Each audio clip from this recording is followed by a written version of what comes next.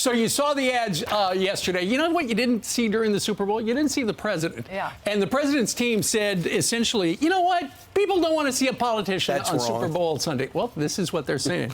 So instead, what the president and his team put out was they put out a 48-second video that was shot in the screening room in the East Wing of the White House.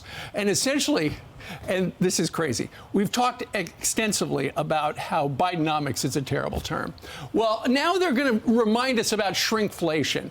And rather than blame his policies, which are responsible for higher prices, no, Joe Biden is not going to blame himself, obviously. He's going to blame the companies that make Tostitos and everything else. And he's going to say, cut it out. Watch. Here's a snippet of shrinkflation. The Super Bowl Sunday. If you're anything like me, you like to be surrounded by a snack or two while watching the big game. You know, when buying snacks for the game, you might have noticed one thing. Sports drinks bottles are smaller. A bag of chips has fewer chips, but they're still charging you just as much. And as an ice cream lover, what makes me the most angry is that ice cream cartons have actually shrunk in size, but not in price. I've had enough of what they call shrinkflation. It's a ripoff. Some companies are trying to pull a fast one by shrinking the products little by little and hoping you won't notice. Give me a break. Very bizarre. His policies are the reason things cost more. And rather than jack up the price, what they're doing is he's absolutely right. The manufacturers are making smaller amounts of things inside the same packages, but they are his policies. It seems tone deaf. What do you think? I think it's an absolute. They're trying to make him look younger with the best background. You hear all the different things that they want him to do. They want him to be out with the people, talking to people that need insulin, or talking to people that are victims of inflation. And now they're talking about not seeing him walk anymore. Right. They say, let's keep him in seats. Right. So when you see him, you don't have to watch him shuffle. So that is supposed to make him look in tune, in touch, just like everybody would be in an open theater with red seats background talking about snacks. I thought it was very bizarre because he's just telling, like, when you open the bag of potato chips, it's not full anymore.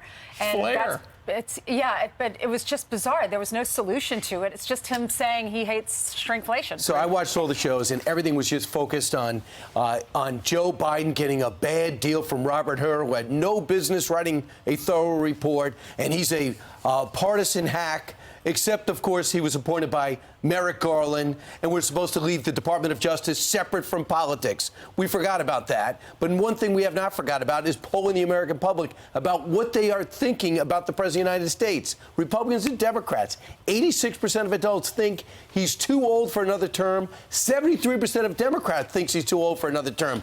Excuse me, where's the spin there? Almost 3 out of 4 Democrats think he's too old. And even Robert Hur when he released the documents about the classified documents that were found in Joe Biden's garage. He called him, he was an elderly man with poor memory, didn't remember when his son died. Yeah, and so essentially in unison with these bad polls, you've got the New York Times came out with 3 op-eds over the weekend, one by David French, who said, yes, Biden's age matters. The one thing he can't change is his age. Maureen Dowd talked about when Joe Biden yelled at the reporters, pushing back at the image of a crotchety grandpa. He came across like a crotchety grandpa.